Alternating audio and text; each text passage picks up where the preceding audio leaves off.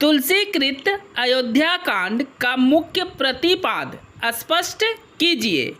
Semester 2 Hindi major course का ये बहुत ही इम्पोर्टेंट सवाल है जिसे मैं आपको एक आसान नोट्स के साथ आसान भाषा में समझाऊंगा।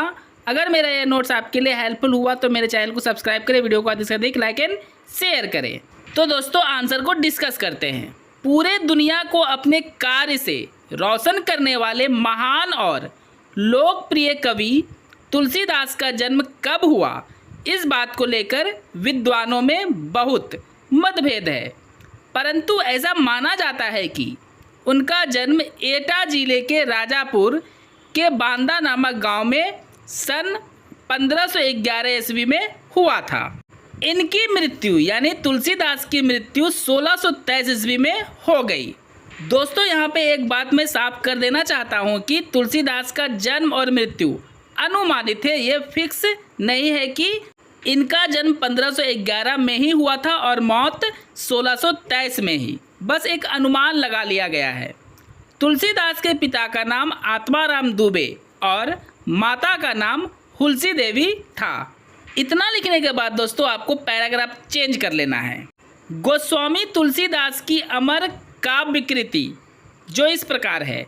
श्री रामचरितमानस। इस महाकाव्य में तुलसीदास जी ने श्री राम को मर्यादा पुरुषोत्तम के रूप में प्रतिष्ठा प्राप्त हुई है। मतलब तुलसीदास ने यहाँ श्री राम को मर्यादा पुरुषोत्तम के रूप में दिखाया है और जो एक्चुअल में भी मर्यादा पुरुषोत्तम ही थे और वे मतलब श्री राम संसार में पूज्य हो गए। श्री रामचरितमानस की कथा 7 खंडों में विभाजित किया गया है।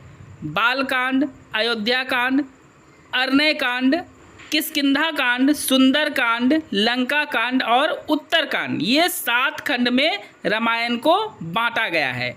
अयोध्या कांड श्री रामचरितमानस का द्वितीय कांड है, मतलब दूसरा कांड है, जिसमें राम के विवाह के बाद राज्याभिषेक की तैयारी से लेकर राम के वन जाने यानी वनवास जाने, दशरथ मरण यानी उनके पिता दशरथ के मौत, चित्रकूट में राम भरत मिलन, अयोध्या लौटने की कथा विस्तार पूर्वक प्रस्तुत किए गए हैं।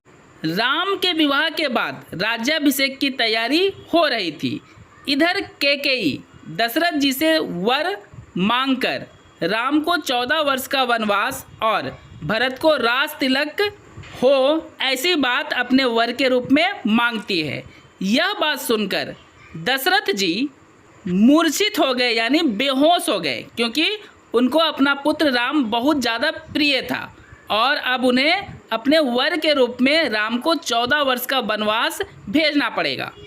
कैकेयी द्वारा राम को बुलाया गया और पिता के शोक की कथा यानी व्यथा बताया गया। राम राजपाट को त्याग कर वन के लिए प्रस्थान किए, अर्थात वन की ओर चल दिए। श्री राम जी के साथ माता सीता और लक्ष्मण भाई भी गए। इधर माता कौशल्या सुमित्रा से अपनी व्यथा कहती है कि बहन क्या करे, भाग्य के समक्ष यानी सामने सभी को झुकना ही पड़ता है। सुमित्रा कौशल्या को समझाती है कि राम जैसे धर्मात्मा के लिए शोक करना व्यर्थ है, जो इन लाइनों से स्पष्ट हो जाता है। रामो धर्मे स्थितः श्रेष्ठो न स शौच कदाचन।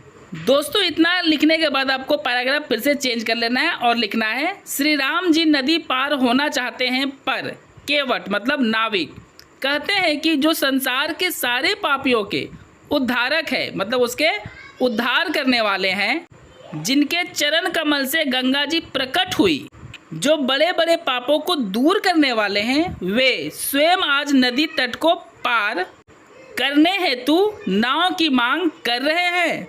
और दोस्तों ये बात इन लाइनों से सिद्ध हो जाती है। वरु मारिये मोही बिना पग धोए हो, नाथ ना नाव चढ़ाईवे जो।